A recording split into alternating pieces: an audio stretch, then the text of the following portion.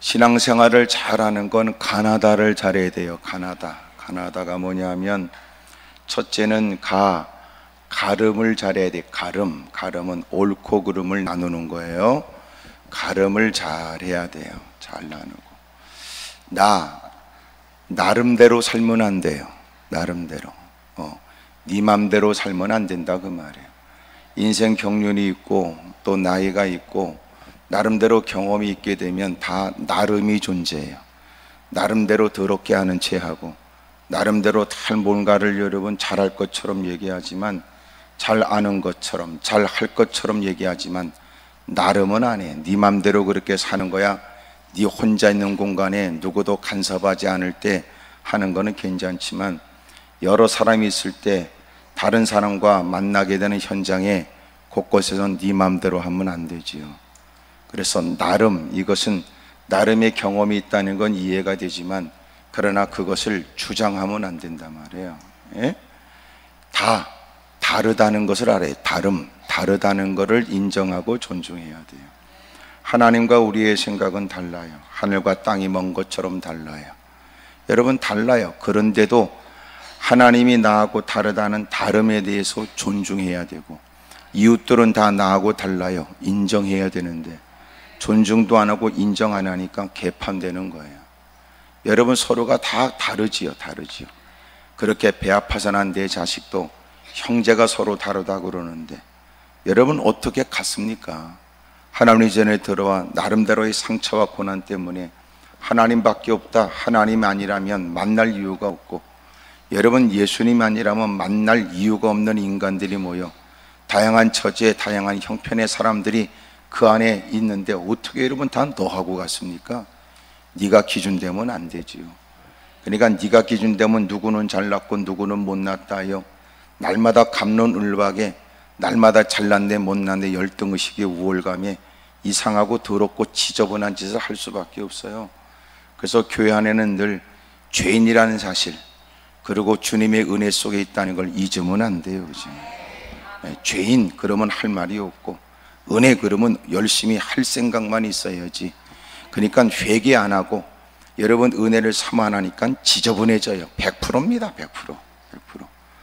그러니 별 볼 일 없어 기어들어와 자기네끼리 자꾸 싸우는 건 왜 그래요? 은혜와 관계없으니까 너 잘났네 나 잘났네 그러고 싸우는 거예요. 그러니까 신앙생활을 잘하려면 가나다를 잘해야 된다고. 옳고 그름을 잘 분별해야 돼요.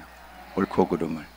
그래서 언제나 하나님의 말씀으로 가름을 잘해야 돼. 뭐가 옳지 뭐가 잘못됐지, 그러면서 늘 조심해야 돼요. 내 나름대로 기도 좀 해서 깨닫고 느꼈다고 하는 나름의 일들을 가지고 여러분 하나님 말씀의 권위를 뛰어넘으려고 하는 짓거리, 하나님이 내게 말씀하셨다고 사기치는 사람, 하나님이 너한테 뭐라고 그러는지 어떡하냐, 하나님이 너한테 뭐라고 그랬으면 너는 누구보다도 그 일에 관해서 그 어떤 일을 헌신하고 애쓰는 건 이해가 되지만, 네가 하나님께 들었다는 것 때문에 다른 사람과 자꾸 관련 짓는 건 바르지 않다고 말이에요. 다른 사람들은 뜬금없이 무슨 곤혹스러운 일이야. 네가 나름대로 기도했는지 안 했는지, 영적 상태가 더러운지 깨끗한지, 어느 구석에 처박혀 무슨 짓을 했는지 모르는 사람이 하나님이 내게 말씀했다고 가는 곳곳마다 누군가에게 주장하는 것이 얼마나 민폐가 되냐 그 말이에요. 적어도 하나님이 너에게 말씀하셔서 너를 통해 영광을 받으시려고 그러면 그것이 다른 사람과 관계됐을 때 그건 역시 설득력이 있어야지. 그렇게 장난치면 안 된단 말이에요. 적어도 이런 거지요. 하나님, 내게 주신 말씀이 분명하지만 이것이 여러 사람과 관련된 일이라면 그들에게도 나와 같은 마음의 감동이 있게 해주십시오. 일이야 정성 아닙니까? 간혹 기도원에 그런 사람이 있어요. 여러분 허가받지 않는 것 막 이상한 전단지 뿌리면 우리가 뿌리지 마세요 이 안에서. 그럼 뭐라고 하면 하나님이 자기한테 이 일을 시켰다고 그러더라고요. 그런 것들은 싸울 것도 없어요. 간단하게 말하면 돼요. 네가 믿는 하나님하고 내가 믿는 하나님이 다르다고 그러면 되는 거지 뭘 그래. 그렇게 장난친단 말이에요. 그러면 안 돼요. 강대상에 선포되는 하나님의 음성에는 귀를 기울일 마음 없고, 마이크 스피커를 통해서 선명하고 분명하게 우리의 귀에 들려지는 얘기도 외면하는 인간이 어떻게 네가 들었다는 소리가 분명하냐고. 기록되어서 여러분 접하는 성경도 여러분 외면하는 사람이 어떻게 네가 들었다는 소리는 더 권위 있게 들어야 되냐 말이에요. 이런 모순이 어디 있어요. 그래서 들었다는 것도 옳고 그름을 말씀으로 판단하지 않으면 언제나 감정이나 기분이나 분위기에 치우칠 수 있어서 이단 사설에 넘어갈 수 있고 못된 인간들에게 농락당할 수 있다고요. 하여튼 아멘도 안 하고 있는 거 보니까 무슨 관련이 있다고 나는 지금 철저히 여러분들이 저한테 오해받을 일을 하신 거예요. 뭐 이런 얘기에 고개를 끄덕거리고 내 말이 충분히 공감이 된다고 그래야지 어떻게 알았냐는 뜻으로 나를 쳐다보면 그런 걸 고쳐야 돼요. 아셨죠? 예. 그래서 여러분 교회 생활 잘 못하는 사람이 신앙생활 바르게 한다, 그거는 확인이 안 돼요. 어차피 교회 생활은 다 네 마음대로 안 돼. 왜요? 그 사람들이 다 네 마음에 드는 사람이 교회 온 게 아니니까. 어떻게 여러분 내 새끼도 여러분 성장하면 저건 내 새끼가 아니고 왼수라고도 하는데 어떻게 낯선 사람이 네 마음에 들어야 됩니까? 웃기는 짬뽕이지. 단 서로가 너도 나도 다 주님 마음에 들면 하나 될 수 있어요. 그러니까 피차의 마음을 어떻게 든다 이런 개념이 아니고 한결같이 주님 마음에 들면 주님 안에서 하나가 되는 거죠. 그러니까 나름을 조심해야 돼. 나름. 내가 나름대로 나는 그렇게 안 살아와서 나름대로 나는 생각하기를 뭐 있다고 얘기하면 안 돼요. 그리고 언제나 다르다는 걸 인정해야 돼. 하나님과 내가 다르죠. 어떻게 같아요? 우리와 같으면 우리가 의지할 만해요? 우리가 다르니까, 우리하고 다르니까 주님을 의지하는 거지. 그래서 언제나 사람과의 관계에 있어서는 사람들을 향해서 우리는 기대는 가져야 돼. 기대. 그래도 이만큼 내가 애쓰니까 뭔가 좋은 관계에 내가 이렇게 수고했으니까 그 사람도 성장에 대한 기대. 그러나 기대지 마세요. 우리가 기대는 건 주님이고 단 우리가 애쓰고 눈물 쏟고 사력을 다하며 그들에게 일어날 변화를 기대는 할 수 있지. 인간은 여러분 의지할 대상은 아니라는 거예요. 언제나 하나님과 우리가 달라. 나는 괜찮은데 주님은 왜 우리에게 경고하고, 여러분 이만하면 충분한데 주님은 그거 갖고 안 된다고 말씀하시는 건 뭘까? 무엇보다도 우리는 하나님 앞에서 하나님과 나와 다른 하나님께서 나를 나보다 더 사랑하심으로 깨닫게 하심에 대하여 우리는 민감하게 깨달으려고 힘써요. 이유가 있거든요. 이유가 반드시 하나님의 이유가 있어요. 하나님이 나하고 다르지만 그것은 하나님이 나를 곤혹스럽게 할 목적이 아니에요. 나를 나보다 더 사랑하여 내가 제가 얼마나 심각한지도 모를 때 나를 택하여 나를 사랑하여 구원해 주신 은혜가, 여러분 그 주님이 여러분 우리를 위해 조치하시는 일은 당장은 여러분 못마땅해도 이제는 성숙한 신앙이 되어서 투덜거리지 말고 투정 부리지 말고 여러분 그 말씀을 쫓아 여러분 순종하고 살아야 되죠. 아멘입니까? 옆에 사람 보고 다 인사하세요. 우리 신앙생활 잘하려면 가나다를 잘해야 됩니다. 그래, 시작. 가나다도 못하면서 이러면 말을 띄었다고 그러면 돼? 가나다도 못하면서 신앙생활 띄었다 그래? 그건 아무리 장로든 권사든 집사든 나발이든 관계없어요. 나발은 성경에 나발이 나오잖아. 성경에.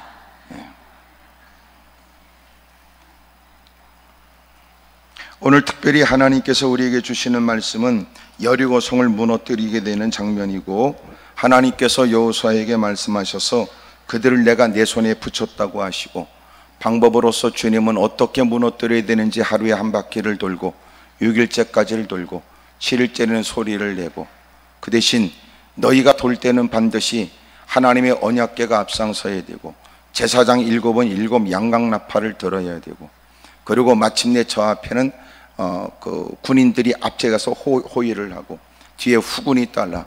그러니까 군인들이 도는 거예요. 백성이 다 도는 게 아니고 군인들이 돌아요. 군인들이 이렇게 다 하나님의 언약궤를 메고 다 군인들이 돌아요.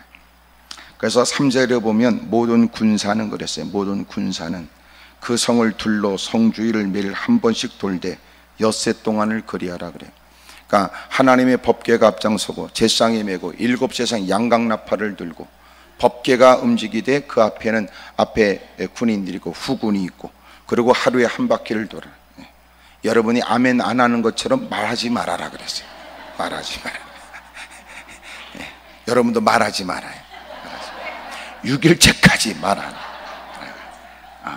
그리고 7일째는 7바퀴를 돌고 마침내 여호수아가 외치죠. 여러분, 우리가 이 가운데 있는 거, 우리가 기생라합 그 사람이 우리의 두 정탐꾼을 살렸으니 그들은 살려야 되고, 거기에 있는 것은 하나님께 온전히 바친 것인즉 그것은 다 여러분의 곳간에 드리면 안 되고 하나님의 곳간에 드려야 되며, 거기에 있는 모든 남녀노소를 막론하고 생명 있는 것은 다 죽여야 됩니다. 모든 사람이 다 그 말을 듣고 외쳤으며, 또 하나 그들이 드디어 여러분 힘있게 하나님의 말씀에 순종했다는 뜻으로 소리를 높여 외치자 마침내 하나님이 그 성을 허물어요. 실제적 고고학적 발견에 의하면 여러분 그 성은 이중벽에나 되어 있었고, 여러분 높은 담을 쌓고, 여러분 이중벽의 뒤에는 더 높았고, 그런 중에 하나님이 지척을 흔들어서 굳게 닫힌 여리고의 문을, 주님은 문으로 들어가는 게 아니라 주님은 주님이 만든 문으로 들어가도록 성벽을 다 허물어 버렸다는 거예요. 근데 희한하게도 고고학적 발견에 의하면 그 벽이 허물어질 때 한쪽 벽은 살아있대요. 왜 그러 보니까 기생 라합의 집은 허물어지지 않도록 한 거예요. 기생 라합의 집은 성벽에 붙어 있었고, 그리고 그 밖에다 줄을 내리어서 두 정탐꾼을 살렸고, 그리고 그곳에다가 붉은 줄을 달아 내리어서, 그리고 피차 약조를 했었거든요. 근데 그 성은 남아있대요. 그 성벽 그 부분은 희한하지요. 그러니까 하나님 말씀은 과거 옛날 옛적에 이렇게 들으면 안 돼요. 지금도 살아계신 주님이 그때 역사하셨고, 말씀을 접하며 우리는 또 오늘 이 시대에 하나님이 행하시는 일들을 기대하는 겁니다. 오늘 어떻게 승리했는가 이렇게 말씀드리고 싶어요. 어떻게 승리했는가. 첫째, 어떻게 승리했습니까? 첫째 2절, 여호와께서 여호수아에게 이르시되 보라 내가 여리고와 그 왕과 용사들을 내 손에 넘겨주었으니. 그래요. 그러니까 어떻게 승리해요? 주님이 싸우라는 거 싸우면 승리해요. 예, 그러니까 주님이 싸우라는 걸 싸우면 승리해요. 근데 문제는 네 마음대로 싸우면서 이기게 해달라고 그러면 안 돼요. 아멘이 팍 주는 걸 여러분도 아시지요? 그러니까 우리도 꿍꿍이 속이 있다는 거예요. 그래서 내가 승리의 방법 이렇게 얘기하지 않고 어떻게 승리했는가 이렇게 내가 제목을 잡은 거예요. 네가 꿈꾸는, 네가 원하는 바가 어떻게 하면 이루어지냐 이렇게 얘기한 게 아니고, 어떻게 승리했는가 이들의 얘기를 제가 얘기하려고 하는 거야. 어떻게 이들은 승리했는가, 어떻게 너도 승리할 수 있는지 이 얘기가 아니고, 이들이 어떻게 승리했는가 지금 이 얘기를 하면서, 이들이 승리하게 된 것은 주님이 싸우려는 것을 싸웠으니까 주님이 그 싸움을 이기게 하셨다 그 말이에요. 그러니까 여러분이 지금 싸우는 것은 바르지 못한 동기도 있고 꿍꿍이 속도 있고 하나님의 영광이라는 이름으로 포장을 했고, 나름대로 여러분도 워낙 텔레비전을 많이 봤기 때문에 연기의 달인이 돼서 거짓말도 늘어나고 위선도 늘어나고 가면도 더럽게 많이 있어서 사실 그러면 껍데기 하나만 벗겨졌을 뿐이지 양파 벗기듯이, 어느 때가 돼야 진실을 말할까, 어느 때가 돼야 진짜 자기가 솔직하게 말할 수 있을까. 만약 이 땅에서 우리가 주님 앞에서조차 솔직한 것을 드러내지 않으면 우리는 어쩔 수 없이 심판대 앞에서 우리의 실상이 드러나야 될 것이다.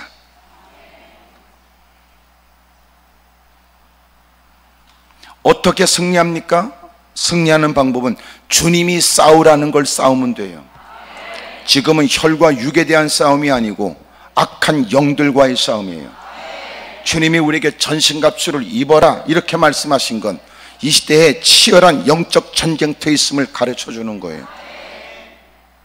그러니까 주님이 싸우라는 걸 싸워야 되는데 우리는 주님이 싸우라는 걸 싸우지 않고 엉뚱한 싸움을 하는 거예요. 그러면서 주님이 내 편이 되어져 누군가에게 본때 있게 자신을 드러낼 기회로 삼으려고 하니까 잘못됐지요. 새벽에도 무릎 꿇고 늦은 시간도 하나님께 매달리고 금식해가면서 누가 보기에도 애처롭게 짝이 없는 모습으로 몸부림치는 일에 사람들은 저 사람이 됐으면 좋겠다고 하지만 그 전쟁에 과연 주님이 개입할, 주님께 속한, 주님이 도와줘야 될, 주님이 대장 되시는 싸움이냔 말이에요.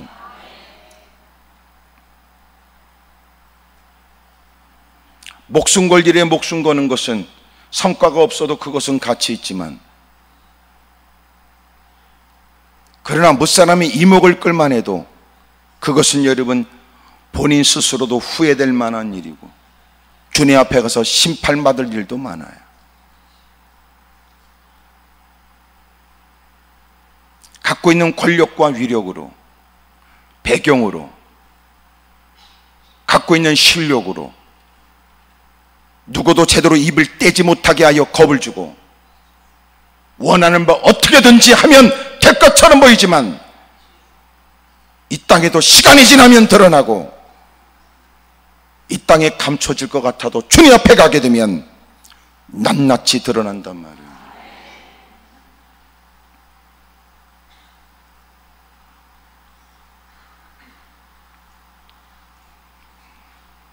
흘려야 될 땀이라면 주님이 기억하고 주님의 뜻을 받들겠다고 흘리는 눈물은 눈물병에 주님이 담으시지만 다 그럴까요? 막장 드라마 보면서 훌쩍거리고 앉았고 쓸데없는 일에 부안해동하고 더러운 짓은 서슴없이 하되 선포되는 하나님 말씀 때문에 여러분 가슴 아파하고 눈물을 쏟고 분노하고 그런 건 있습니까? 말초신경을 자극하는 세상 문화에 우리의 마음이 다 회파됐고 감정도 메말라져 버렸고 거짓과 위선만 드러나고 있다면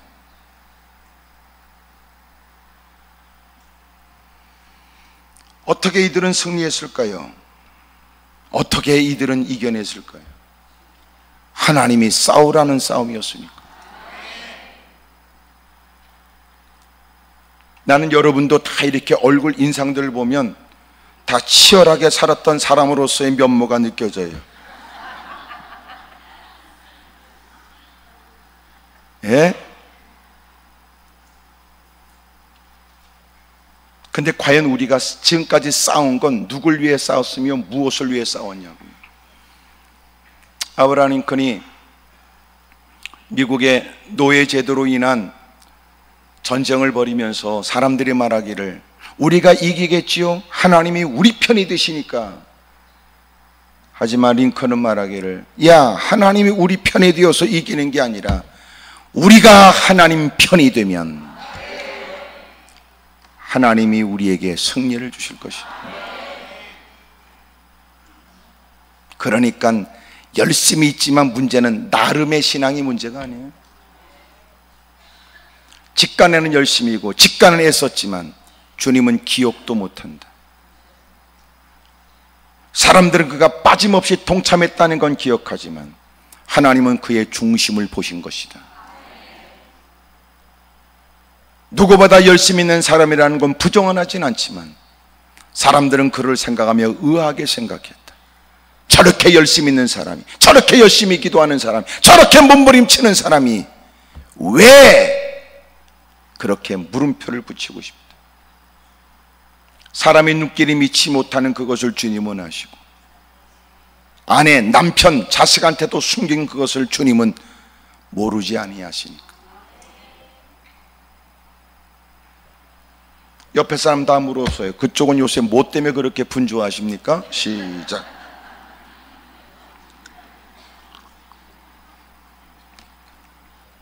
네가 몰라도 된다는 말이기도 하고 얘기해도 너는 모를 거라는 뜻이기도 하고 짧은 시간에다 말할 수 없는 복잡한 일이 있다는 뜻일지도 모르지만 나름대로 다 분주해요. 몸뚱아리는 가만히 있어도 생각은 분주해요. 마음은 분주해요. 더 놀란 건 하루 왼종일 소위 본인은 분주했는데 오늘 하루 일과를 뭘 했는지 기억도 안 난대요. 쓸데없는 일에 시간을 다 보낸 것. 거기다 보니까니 씩씩거려요. 아무것도 아니 혼자 씩씩거려요. 그러면서 누군가를 본때를 보이고 자기가 누군가를 짓밟고 과시하고 싶어하고 자기를 드러내고 싶어하죠. 그러면서도 하나님이 내 편이 돼서 뭔가를 여러분 드러내고 싶어하는 심리가 우리에게 있어요. 참 못됐지요. 이렇게 모처럼 기도원에 올라와서 예수님의 피의 강에 첨벙첨벙 뛰어드는 사람들처럼 여러분도 다 정결해지길 바라요. 더러워진 상상력도 좀 정화되길 바라요. 아주 간교하게 삐뚤어진 여러분 마음을 품고 이런저런 명분을 앞세워서 말만 많았던 인간들, 누군가는 당장 내 몇 마디 얘기에 쏘가주는 것처럼 보여줘도 본인이 알 텐데 마음이 편치 않다는 거예요. 이제는 서서히 스스로가 자기 양심마저도 외면한다면 볼장 다 본 거지. 그거는 그 사람은 거침없이 못된 짓을 행하기 시작할 거예요. 싸우려면 주님이 싸우라는 것을 위해 싸우세요. 목숨 거세요. 그것은 죽어도 영광이니까. 그래서 흘리는 피를 주님이 기억하고 흘리는 눈물과 땀을 주님이 기억합니다. 그것은 상급이 되지만 문제는 엉뚱한 일에 싸우는 거예요. 그러면 괜히 이런저런 일에 감정을 다 허비하여 그리고 스스로가 힘을 잃어버리고 비틀거려요. 예배를 방해하는 게 뭔가 보세요. 일상생활에 당신을 자극하는 게 뭔가 보세요. 쓸데없는 게 많다는 거예요. 그래서 제가 늘 중요하게 생각하는 건 신앙의식입니다. 신앙의식. 동거래가 돼도 신앙의식을 가지고 하셔야 돼요. 왜냐하면 동거래에 신앙의식을 잃어버리게 되면 이득만 따지게 되니까, 손익 계산만 하니까. 하지만 거기에는 돈 몇 푼이 오가고 더 많이 챙긴다라고 하는 이면에는 여러분 하나님이 우리를 지켜보고 있다는 걸 놓칠 경향이 커요. 돈 몇 푼은 손에 졌는데 하나님 앞에 가슴치고 회개할 거리가 생기고 뭔가 뜻을 잃은 것 같은데 하나님 말씀을 들으면 괴롭지요. 그래서 현명한 신앙의 사람은 여러분 6일을 주일을 위해 산다는 거예요. 주일날 누구보다 행복한 예배를 드리고 싶어서. 만약 6일 동안을 개차반으로 살면 실제 주일날 여러분 말씀을 들을 때 마음이 괴롭지요. 회개라고 그럴 때 왜 기분 나빠요? 내가 말씀대로 산 사람은 하나님께서 말씀대로 살지 못한 사람들을 돌이키고 죄를 자각하게 하셔서 깨닫게 하시려고 회개라고 그럴 때 말씀대로 살기 위해 사투를 벌이며 살았던 6일 동안의 삶을 살았던 사람은 그 말씀이 행복해요. 봐라, 내가 잘 살았다. 그렇게 봐라, 내가 그때 돈 몇 푼 가지고 내가 포기하더라도 믿음을 지킨 게 잘했구나. 근데 6일 동안 개차반으로 산 사람이 주일날 회개하라고 그러면 기분 좋아요, 나빠요? 지금 청문회입니까? 가만히 있게.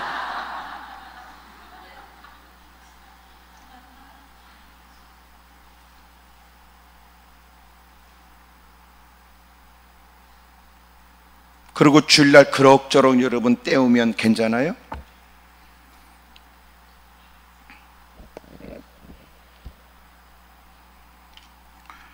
여러분 6일 동안을 주일을 위해 살고, 그래서 이 사람은 누구보다 주일이 행복하다.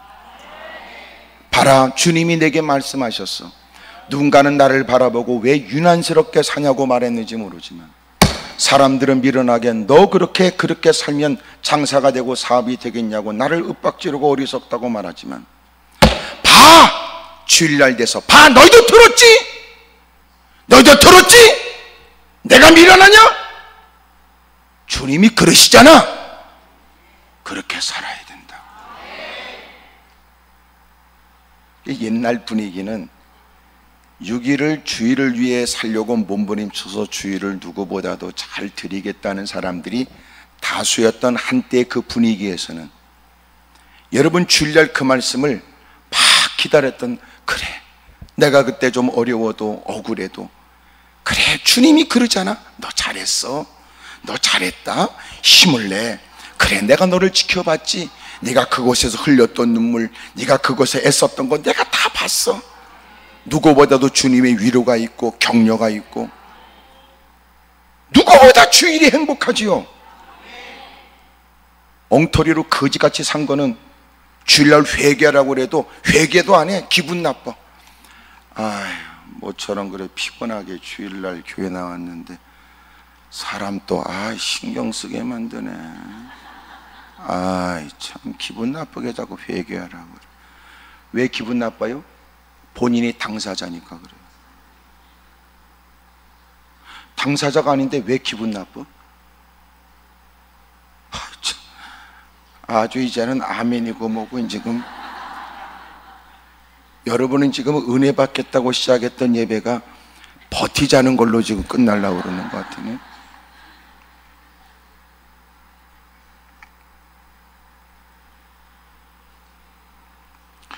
옆에 사람 물어봐요. 저 회개하라고 그러면 왜 기분 나빠요? 물어봐요. 시작. 지 얘기니까. 그런 것들이 뻔뻔하면 이렇게 얘기해. 예배 끝나고 밥 퍼먹으면서 오늘 목사님 설교 어땠어? 또 이래갑니다. 누군가 얘기하기를 나 오늘 말씀 들으면 찔렸어. 나 회개했네. 그러면 너는 우리 회원이 아니구나 이렇게 생각해. 그 인간 회원이 누군데 오늘 좀 그렇더라. 그래도 다 피곤하고 고단한데 주일날 왔는데 아이고 네 팔뚝 굵다 좀 그러고 가려운데 팍팍 긁어주면 얼마나 좋아. 꼭 그렇게 모처럼 온 사람을 다구쳐서 그렇게 회개하라고 막 눈을 쑤실 듯이 그럴 거 뭐 있어. 그러니까 그건 죽을 팔자야. 죽을 팔자. 아니 그렇게라도 듣지 않으면 언제 들어? 난 그래도 여러분 교회 담임 목사가 아닌 걸 감사하게 생각해.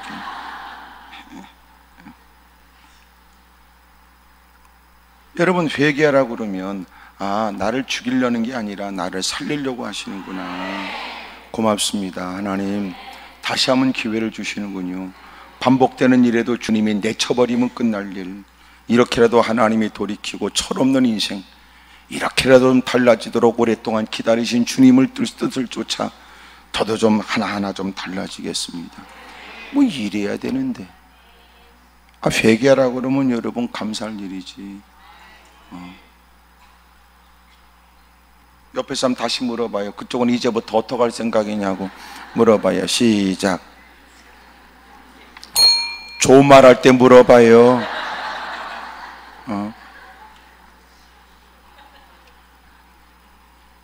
그러니까 여러분 땀을 흘릴 일에 땀을 흘려야 되고 수고할 일에 수고해야지.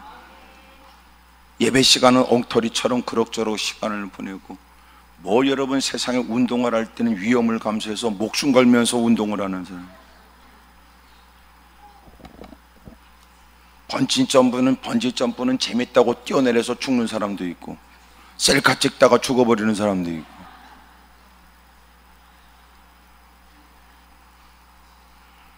그만큼 상처 있고 고통을 당하여 하나님밖에 없다고 여러분 무릎을 꿇는 사람이 하나님이 우리를 살리려고 하시는 말씀은 하찮게 듣는다는 것처럼 모순이 어디 있어요?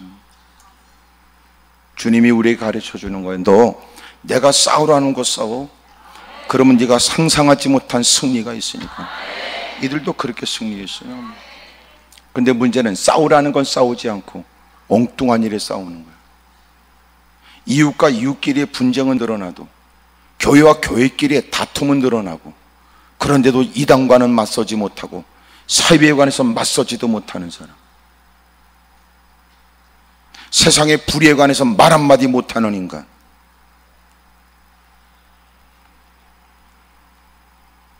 그러면서도 교회 안에 들어오면 저 잘났다고 거들먹거리고 교회 생활을 오래 했다는 게 그렇게 자랑이야? 교회 생활을 오래 했다는 건 주님을 누구보다 잘한다는 뜻이고 남다른 직분을 갖고 있다는 건 누구보다 주님하고 친밀하다는 뜻으로, 누구보다 하나님 말씀을 알아듣는다는 것과, 누구보다 하나님의 세면 음성을 크게 듣는다는 것과, 주님이 깨닫게 하시면 지체함이 없이 위험을 감수하면서라도 자기를 드리겠다는 사람이어야 되는데, 그게 아니라면 타락이지요. 남다른 직분은 누구보다 믿음이 있다는 뜻일까요? 믿음 있는 사람으로 보이고 싶다는 뜻일까요? 내가 오늘 이렇게 약간 강하게 얘기하는 건 여러분을 또 언제 볼까 이런 생각이고, 본 김에 얘기해야 되니까, 본 김에. 또 하나, 약간 좀 간이 센 표현들이 삽입되는 건 워낙 요때가 약간 이렇게 집중력이 떨어지는 시간이기 때문에 약간 간이 좀 세야 돼요. 네.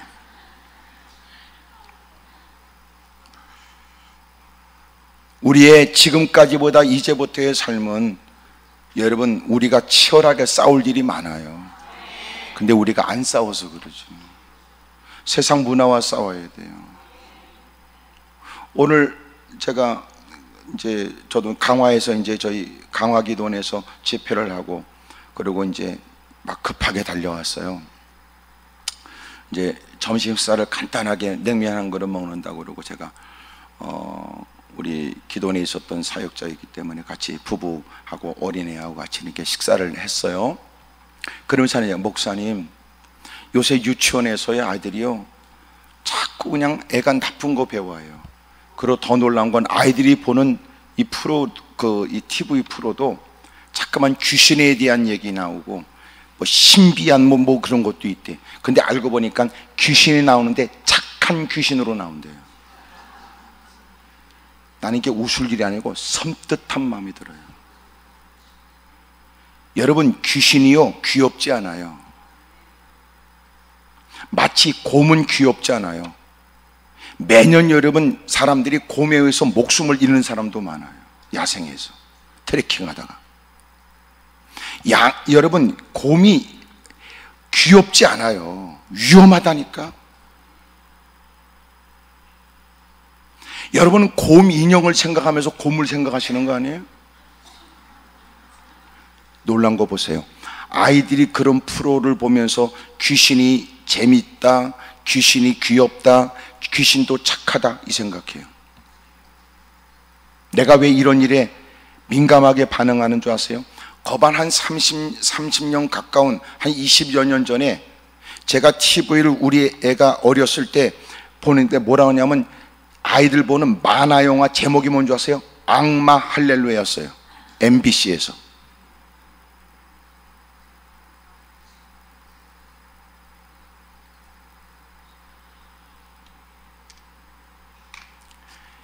믿지 않는 사람도 할렐루야가 무슨 말인지 알아요. 근데 악마 할렐루야야? 전화도 했어요. 공식적으로 얘기했어요. 전화도 하라고 그랬어요. 국민일보에서 이런 얘기를 거론했어요. 놀라운 건 그 사람들이 사과도 없이 제목 이름만 바꿨어요. 잘 모르시죠? 우리가 멍청하게 사는 거예요. 오늘 나 사는데 지장 없으니까 멍청하게 살아요. 얼마나 아이들이 물들어가는지.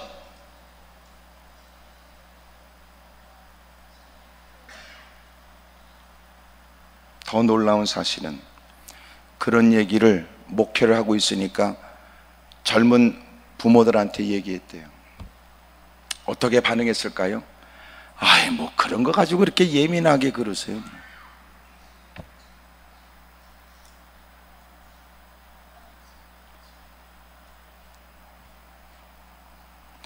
지금 우리가 치열하게 싸워야 될 일을 싸워야 돼요.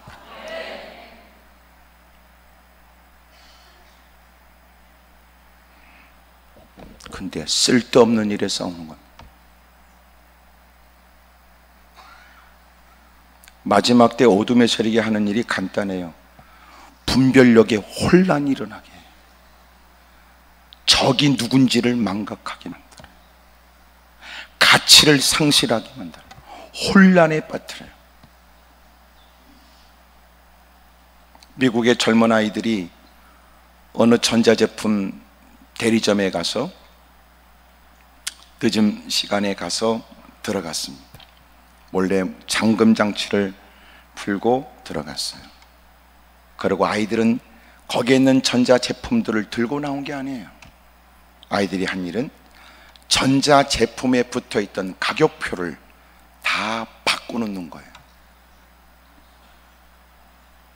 냉장고에 붙어있는 가격표를 진공청소기에 붙여놓고 가격표를 다 뒤죽박죽 다 바꿔놨어요. 그리고 조심스럽게 나왔어요. 아침에 주인이 나와서 문을 열었어요. 물건은 다 그대로 있어요. 누구도 침입하는 적이 없었어요. 없어진 게 없어요. 아무런 문제가 없다는 듯. 그리고 장사를 시작해 오픈을 했어요. 손님이 들어오면서부터 문제가 생긴 겁니다. 어떤 사람은 아니 이게 이렇게 비싸요? 라고 하는 사람도 있는가 하면 어떤 사람은 이렇게 싸요? 이렇게. 마치 오늘날 어둠의 세력이 우리에게 장난치는 것 같잖아요. 가치관의 혼란, 쓸데없는 일에 목숨을 걸고 해야 될 일은 외면한다.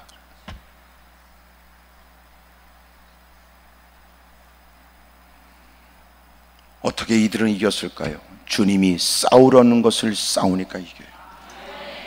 난 여러분들에게 승리가 있길 바랍니다. 그 승리가 뭐냐? 자신의 탐욕과 관련된 말이 아니에요. 주님이 내가 그들을 내 손에 붙였으니 너는 가서 싸워거라.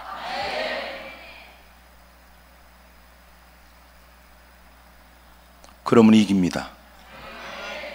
아멘입니까? 따라합시다. 날마다 이기고 싶습니다. 그럼 우리가 말하는 싸움이 뭐예요?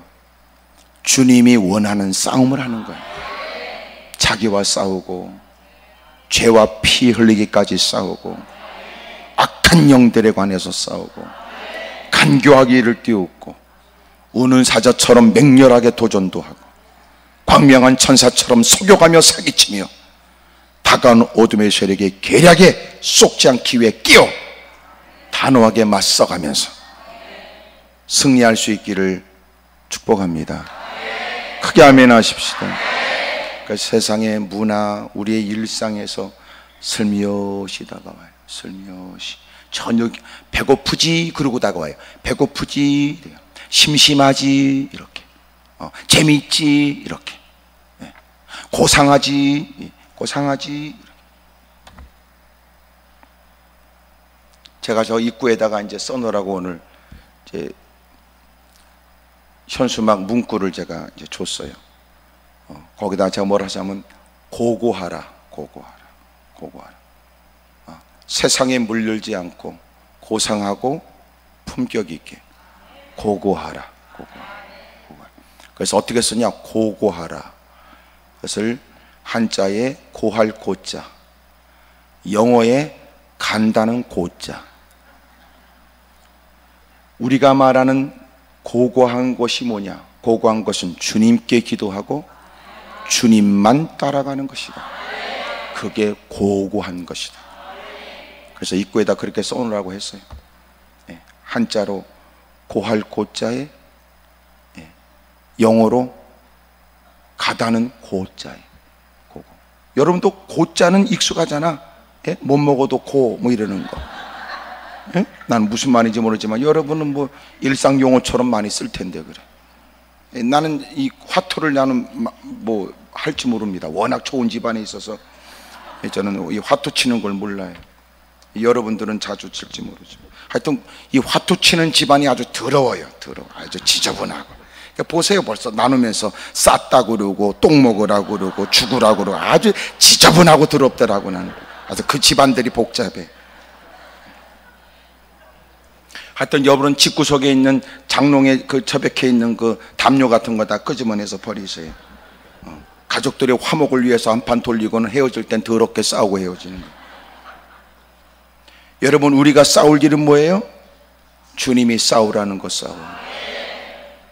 두 번째, 주님의 방법대로 하는 거예요. 주님의 방법대로. 주님의 방법이 뭐예요? 이미도 수없이 많은 싸움을 경험했던 여호수아지만 지금까지 싸웠던 싸움의 경험으로 하는 거 아니에요? 예? 주님의 전쟁은 주님의 방법으로 하지. 어떻게? 가르쳐 주잖아요. 하나님의 언약궤를 메고선 하루에 한 바퀴 돌라는데, 소리를 내지 말라는데, 6일째까지 돌라는데, 7일째는 또 7바퀴를 돌라는데, 그러고 나서 소리를 지르라는데, 왜 그렇게 해요? 야, 주님으로부터 시작된 전쟁, 주님의 방법대로 해야 주님이 승리를 줘. 내가 그러잖아. 그러니까 나름을 조심하라니까. 에헤, 하나님하고 너하고 다르다니까.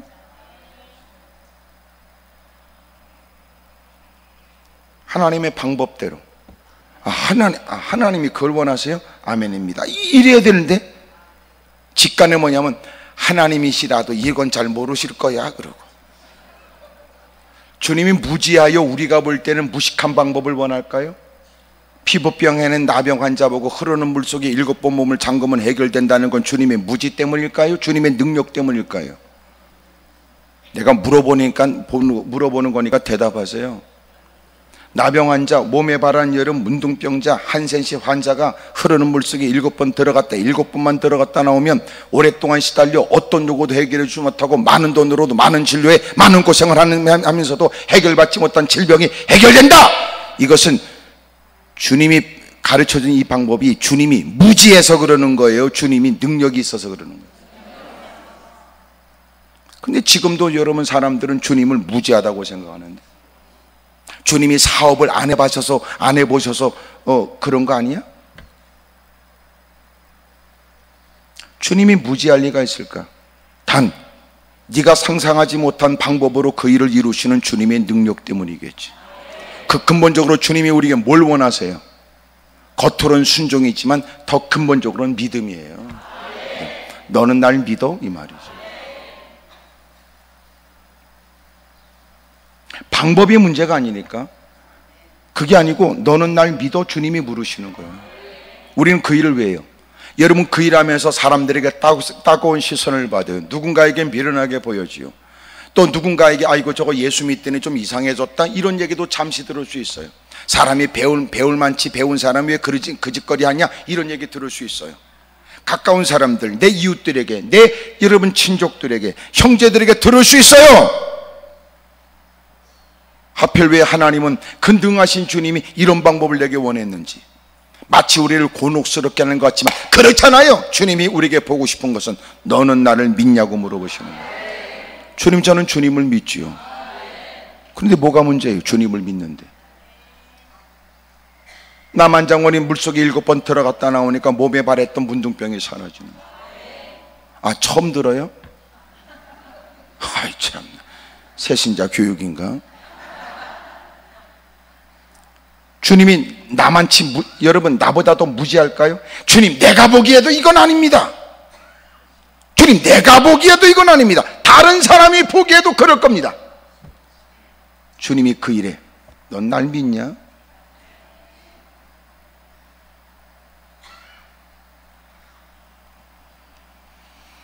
어떻게 승리했는지, 그것은 주님이 싸우라는 걸 싸웠고, 두 번째는 주님의 방법대로 한 거예요. 주님의 방법대로 왔어요. 주님께서 우리에게 하는, 엎드려 기도하는 것이 누가 볼 때는 하찮아 보이죠. 실패한 사람, 더 이상 방법이 없는 곤란에 빠진 사람의 넋두리 정도로 사람은 이해할지 모르지만 과연 그럴까요? 능하신 주님이 그의 입술에 귀를 기울이시고 주님이 그 모든 일에 조치해 나가시는데 기도하는 게 우스운 건가요? 다수의 사람들과 만나 여러분 늦은 시간까지 머리를 맞대고 끙끙 여러분 신음을 토하면서 애쓰고 노력해서 만든 어떤 방식이 하나님의 방법을 능가할까요?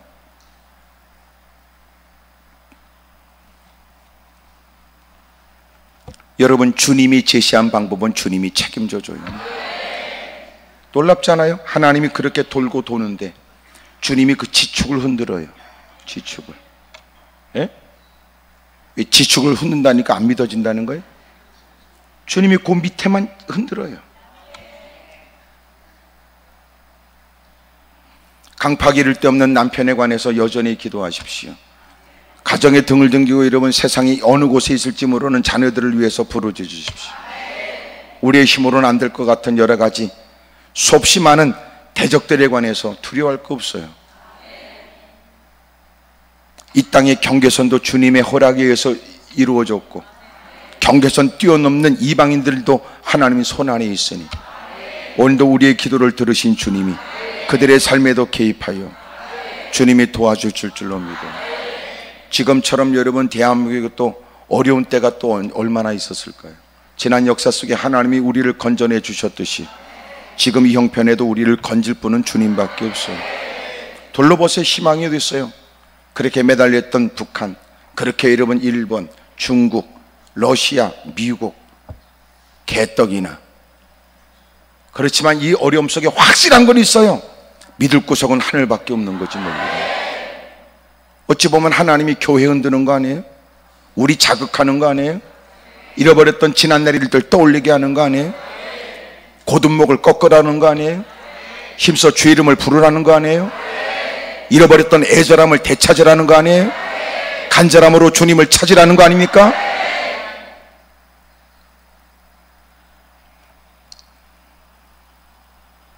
하나님의 방법이에요 그게. 기도 없이 어떤 일이 일어나겠어요?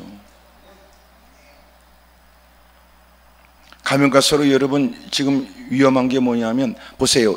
여러분의 개인적인 삶을 봐도 돼요. 여러분이나 교회나 교계나 이 모든 일에 과연 우리가 더 신앙이 더 좋아지는가 알 수 있는 방법은 신앙이 좋아지는 것은요 예배가 늘어나요. 근데 신앙이 더러워지고 타락하는 건 예배가 줄어들어요. 100%입니다. 100%. 여러분도 개인적으로 보세요. 은혜를 받고 성령 충만하면요 이 사람은 예배를 기다려요. 예배 가운데 끝나고 벌써 끝났나 이런 마음이 들고 예배 끝나고 나가면서 언제 또 예배 드리냐고 물어보고 그것까지 못 기다리면요 교회 구석에서 옛날에 다 혼자 예배 드렸어요. 찬송 부르고 잘 부르지도 못하는 찬송을 부르고 막 성경 읽고 막 또 기도하고 그 사람은 또 집에 가면 또 지가 또 예배를 또 드리는 겁니다.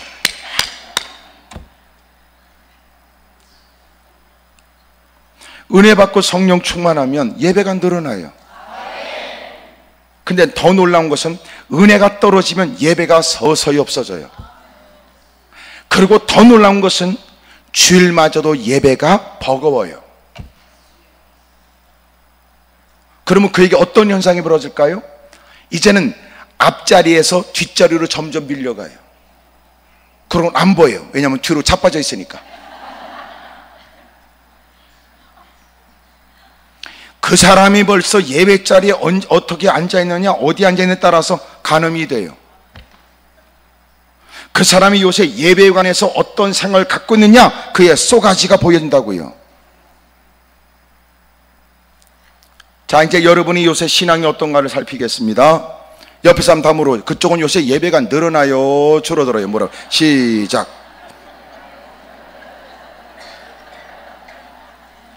대부분 웃는 경우는 곤란하기 때문에 그런 거예요. 과연 우리는 예배가 늘어날까요? 미안하지만 대부분은 예배가 줄어들어요. 점점점 줄어들어요. 한국교회가 막 부흥될 때 어떤 현상일까요? 교회마다 예배가 막 늘어났어요. 근데 점점점 문제가 생기니까 예배가 점점점 사라져요. 저는 가장 슬픈 게 뭐냐면 불 꺼진 예배당이에요. 못 견디게 가슴 아파요.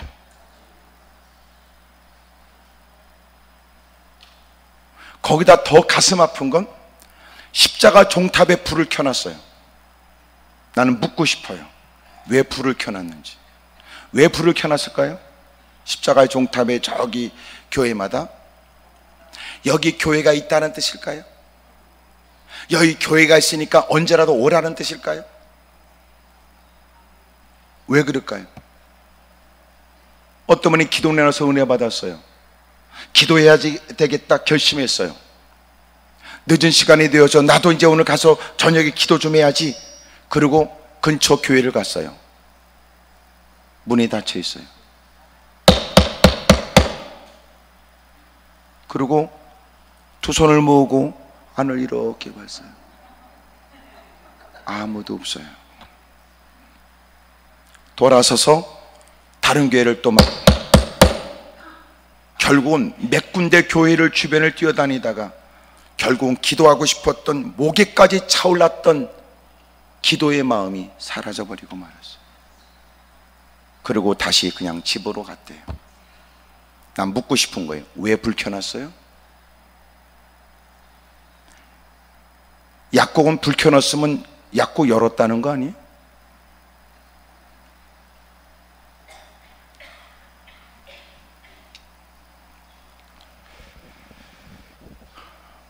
교회가 문을 열었어요. 그런데 놀라운 건 교회가 문을 열으니까 맨 술 찬 것들만 들어와요.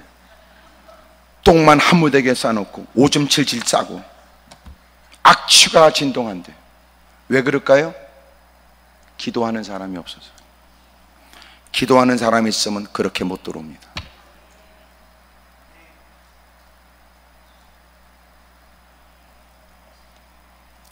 하나님의 방법을 짓밟고 살아요. 아무리 세상이 AI 4차 산업이 돼도 여전히 하나님으로부터 나온 인간은 하나님 없이는 결코 살 수가 없어요.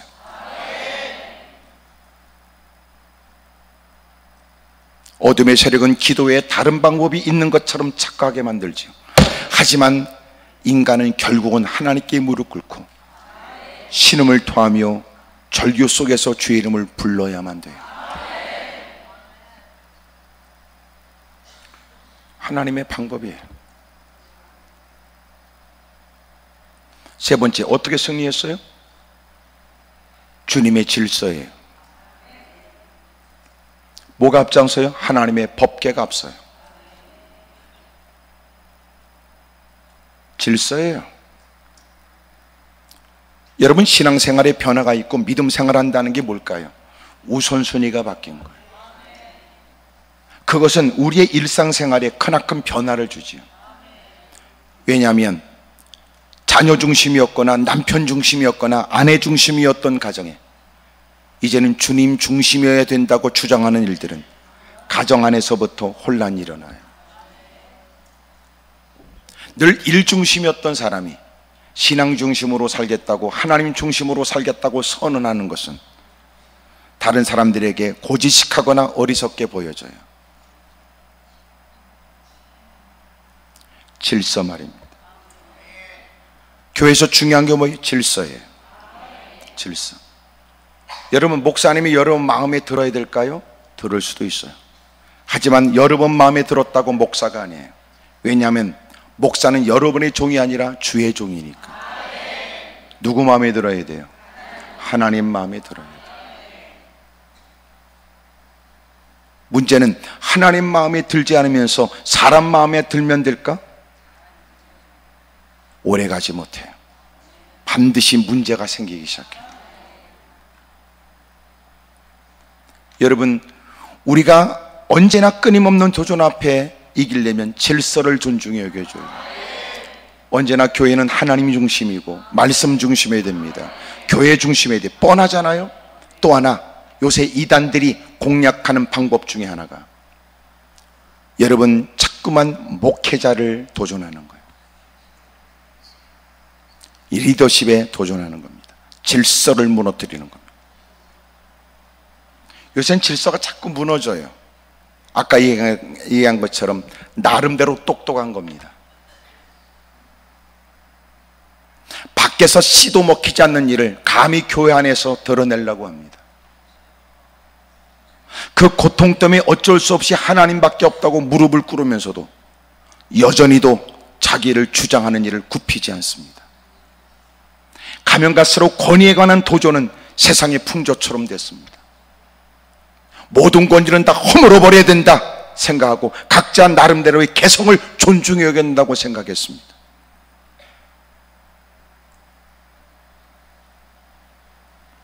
여러분, 권위는 없고 권력만 갖는 건요 비참한 거예요. 진짜 필요한 건 권위라고. 권위. 아멘입니까? 가부장적인 모습으로 사는 건 문제가 있지만 부모로서 권위가 있어야지. 옛날처럼 아버지가 이래가지고 지금 씨가 안 먹혀 들어가. 이제는 존경스러운 대상이 되어야 되니까. 문제는 권력이 파는 채고 힘이 있어야 된다고만 악을 쓰지만 참 이거는 가슴 아픈 세상이죠. 진정코 권위가 있어야 돼. 그는 왜소하다. 그는 누가 봐도 연약해 보인다. 그의 말은 그렇게 아주 유난스럽고 웅변적이진 않다. 하지만 누구라도 그의 말 한마디에는 사람들은 외면할 수 없다. 그의 결정을 따르고 그의 얘기에 귀를 기울인다. 그 뭐예요? 권위예요, 권위.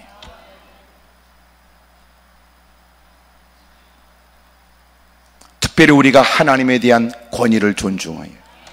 그리고 하나님의 세운 주의 종에 관해서 권위를 인정해요. 근데 문제는 이 일에 어둠의 세력이 이단들이 틈을 봐요. 자꾸 도전하는 거예요. 자꾸.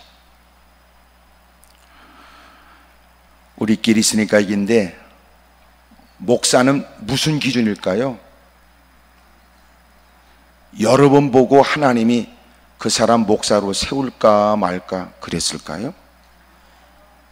하나님은 하나님의 필요를 따라 하나님이 그를 세우세요. 목적은 주님의 일을 맡기려고요. 주님 마음에 들었고 주님의 쓰임새에 맞도록 주님이 훈련시켜 쓰시겠다는 뜻이며 주님이 그를 통해서 일하시며 영광을 받겠다는 뜻이에요. 이 말은 네 마음에 다 들 리는 없을 거라는 거죠. 그럼 목사가 볼 때 여러분은 마음에 들까요? 피차. 그래서 주님 은혜 안에서 만났어요.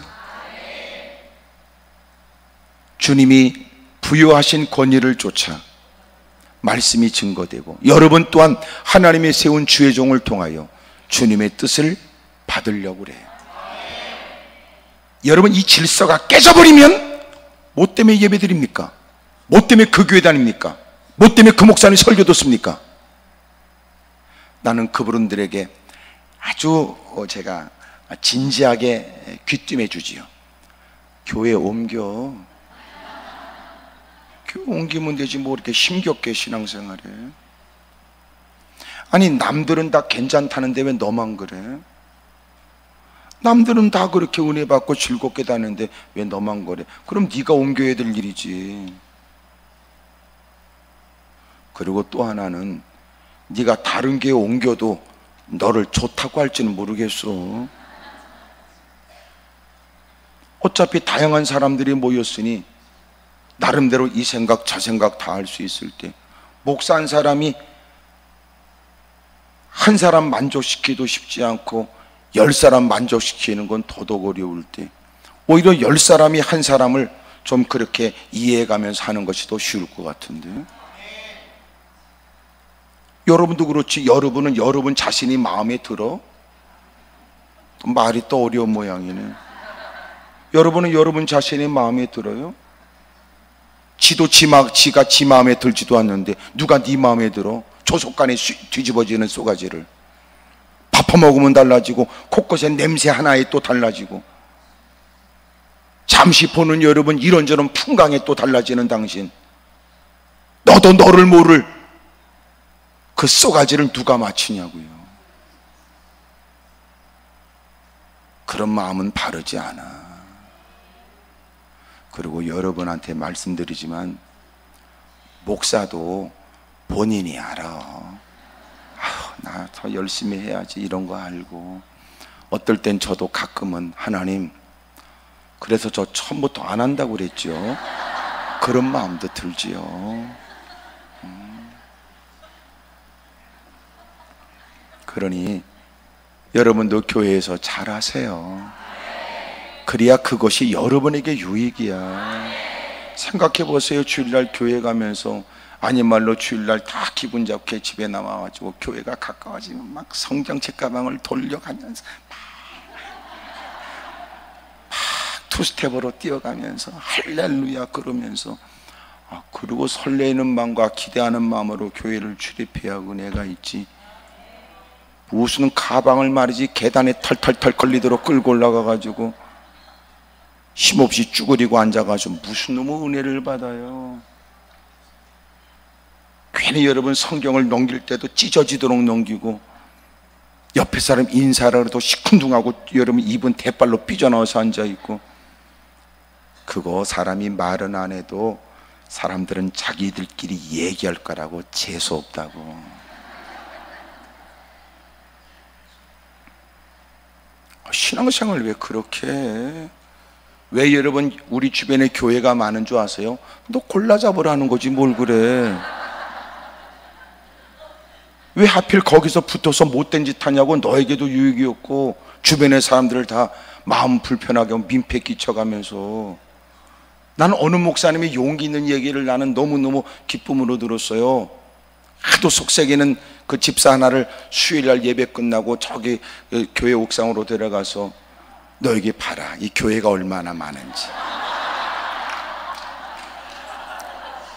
너 근데 하필 왜 나한테 붙어서 그래? 그랬다고. 나 그 목사님이 참 서로 윈윈하자는 거 아니야? 참, 교회 생활을 왜 그렇게 힘겹게 해요? 옆에 사람 다 물어봐. 그쪽은 어떡할 생각이냐고. 교회 생활 잘 하십시다. 아멘입니까? 여러분 어떻게 이겼나 보니까 싸우라는 걸 싸웠고 하나님의 방법을 따랐으며 주님의 질서를 쫓았네. 그러고 나니까 큰 어마어마한 기적을 경험한 거 아니에요. 오늘 이런 승리가 저와 여러분들에게 가정에 교회 가운데 있기를 주의 이름으로 축복합니다. 크게 아멘 하십시다. 그래서 여러분 개인의 승리가 가정의 승리가 되고 교회의 승리가 되도록, 하나님의 승리가 되도록 이제 그렇게 살 수 있기를 축복합니다.